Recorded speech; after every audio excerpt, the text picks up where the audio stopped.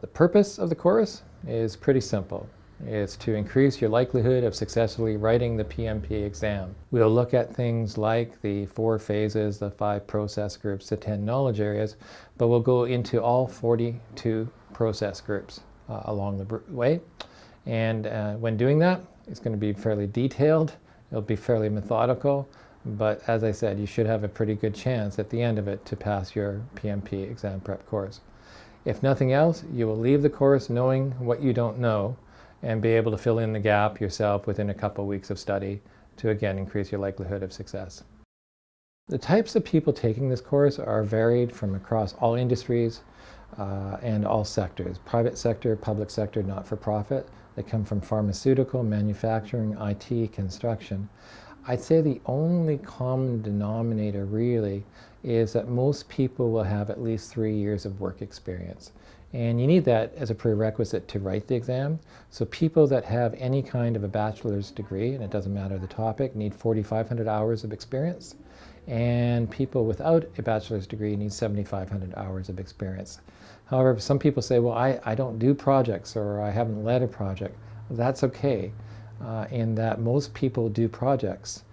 Work. There's a beginning, there's an end, therefore it's a project. So I really encourage people to chop up their work that they do into kind of beginnings and ends, and most people can qualify based on those hours of experience. You don't need to have project in your title.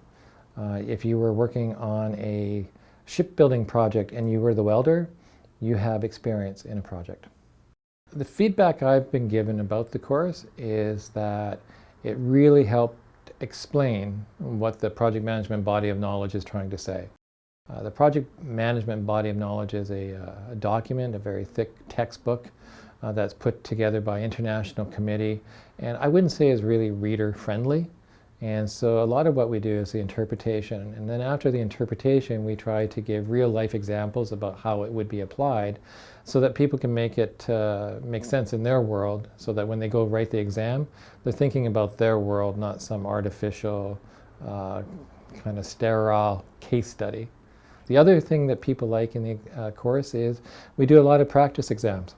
So we're practicing doing the questions in the course so that you can see what you're getting right, what you're getting wrong. Most of us haven't written exams in a long time, and so this kind of reminds us about some really good must-dos for passing exams like this. It's a 200 question, 4-hour, multiple choice, scenario-based exam. It's probably one of the more difficult exams in the industry now, but it's worthwhile because the project management professional is now the most widely recognized designation in the world. So it's something that you probably want to get for your career. Most companies add value to their organizations by doing projects. So get the designation, be of value to your company, and this course will help you pass that test.